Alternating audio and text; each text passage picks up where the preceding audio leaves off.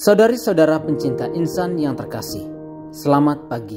Selamat berjumpa lagi di hari ini, Senin 31 Oktober 2022. Kita akan mendengarkan permenungan yang dibawakan oleh Pater Nikolaus Ilan CMF.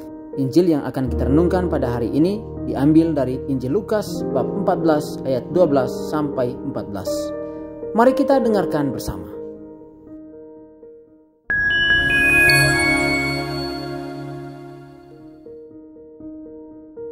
Inilah Injil suci menurut Lukas.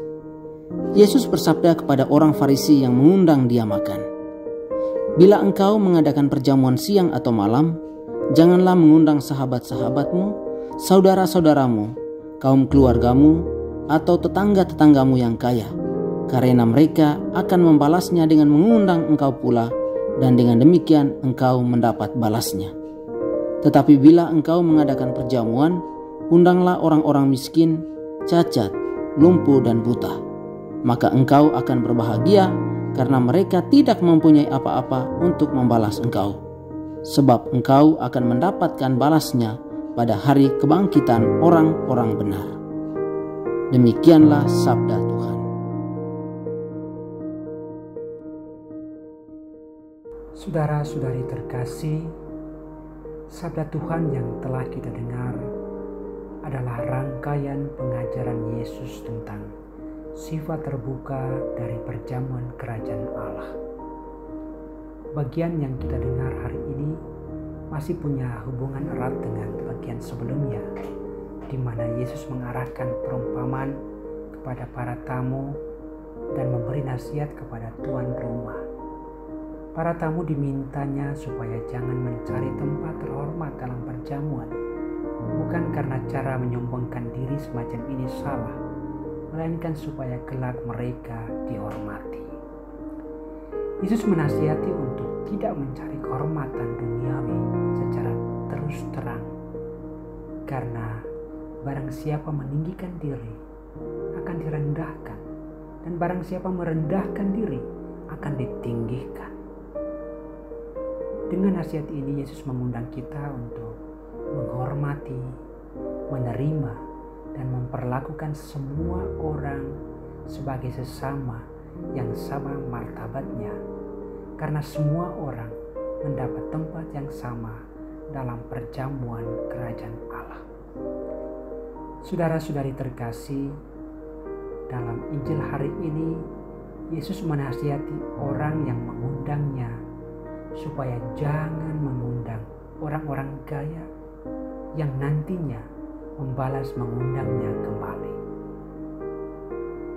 Mereka yang harus diundang dalam perjamuan adalah orang-orang miskin, orang-orang cacat, orang-orang lumpuh, dan orang-orang buta. Mereka adalah undangan yang berbahagia dan membahagiakan, karena mereka tidak akan membalas mengundangnya kembali.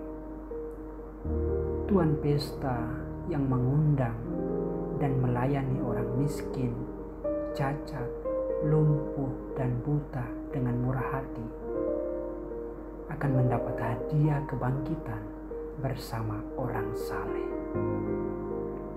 Saudara-saudari, Tuhan Yesus mengundang kita untuk melaksanakan pekerjaan dan pelayanan dengan bebas tanpa mempedulikan keuntungan dan membiarkan Allah yang membalasnya. Inilah jalan yang ditempuh Yesus dalam berbuat baik dengan mengosongkan diri bagi orang lain sampai menderita dan wafat. Yesus mengundang kita untuk memberi dengan cuma-cuma dalam semangat bersolidar penuh kasih tanpa menghitung dan menuntut balasannya.